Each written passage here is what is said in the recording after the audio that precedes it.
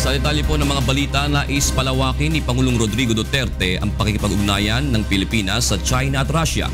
Ayon sa punong ehekutibo, nakausap na niya si Chinese President Xi Jinping kaugnay ng planong pagbibigay ng nasa 60 taong kontrata sa pagpapatayo ng mga pabrika. Ngunit nilinaw ng Pangulo na hindi magbebenta ng land properties sa mga Chinese investor. Bukod kay President Xi Jinping, nakipag-usap na rin ito kay Russian Prime Minister Dmitry Medvedev. Nag-on-on, matagal kami, sabi ko na I think I'm about to cross the Rubicon between me and the United States. At least for the 6 years. I would need your help in everything. Trade, commerce, and I will open up.